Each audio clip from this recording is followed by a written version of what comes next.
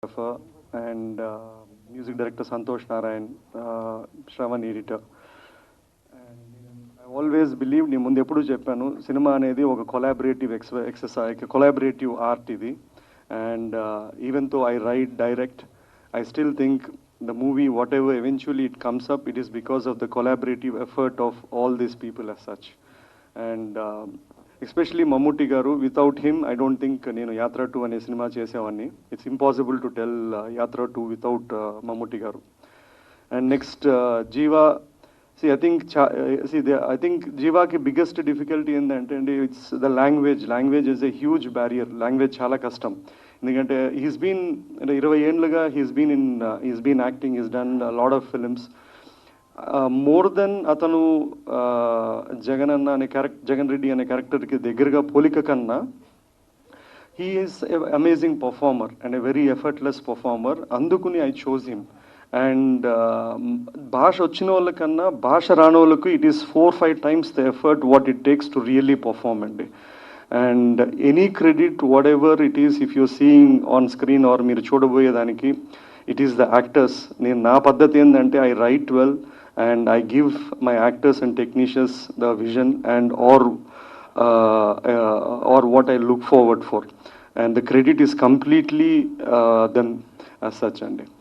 And Ketiki is the same thing. She is doing a role of Bharati Garu and she is a Marathi actor and she has performed very well. Leaving this అండి, ఇప్పుడు యాత్ర first చేసినప్పుడు యాత్ర 2 చేసినప్పుడు they have been ఎన్నో ప్రశ్నలు. ఎందుకు ఒక వై ఎఫ్ఎల్ఎం, ఎందుకు ఎలక్షన్ టైంలోనే వస్తుందనేది ప్రశ్న, లేదా ఎందుకు ఒక రాజకీయ నాయకుల గురించి కథ చేయాలా అనేది. నాకు యాజ్ అ స్టోరీ టెల్లర్ నేను కథ చెప్పాలనుకున్నప్పుడు when I want to tell and I think if it has commercial viability, అంటే దానికి ఒక కమర్షియల్ ఆపర్చునిటీ ఉంటుంది అనుకొని క్రియేటివ్లీ కమర్షియలీ నాకు యాత్ర కానీ యాత్ర 2 కానీ నాకు ఒక కథ ఉంది దాంట్లో. ఏదో బోత్ ఆఫ్ ద స్టోరీస్లో. సో నాకు I don't want to explain a lot. ఇప్పుడు సంజయ్ చెప్పడమో ఎక్స్ప్లెయినింగ్ ఎందుకు ఏమిది, నేను ఒక కథ అనుకున్నాను, కథ చేశాను. Now it is the bottom line how the audience is going to receive it or how they going to do it అండి. ఇప్పుడు ఈ పొలిటికల్ రాజకీయం కానీ రాజకీయ నాయకుల గురించి కానీ రాజకీయాల నిషేధం ఉన్న సినిమాలు చేసినప్పుడు దే విల్ బీ ఆబ్వియస్లీ రాళ్ళు వేసేవాళ్ళు రాళ్ళు వేస్తారు, బురద వేసేవాళ్ళు బురద వేస్తారు, మంచిగా ఉండేవాళ్ళు మంచిగా ఉంటారు. ఇప్పుడు నాకు ఆ రాళ్ళు ఎత్తే ఓపిక లేదు, బురద తుడుచుకునే ఓపిక లేదు. That's not my job as such. Okay, plain and simple.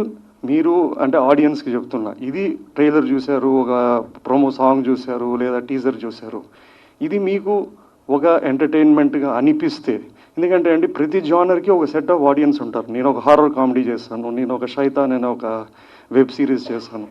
ప్రతి సినిమాకు అట్లే they will be its own set of audience. మనం చేసింది అలా వైకుంఠపురము అట్లాంటిది కాదు, కుటుంబంలో పోయి చూడమని చెప్పడానికి. So if there are people who think even a political based films or some kind of a thing has an entertainment, and we should leave it to them as such. And finally Feb 8th, and we'll see how it goes and what happens through across.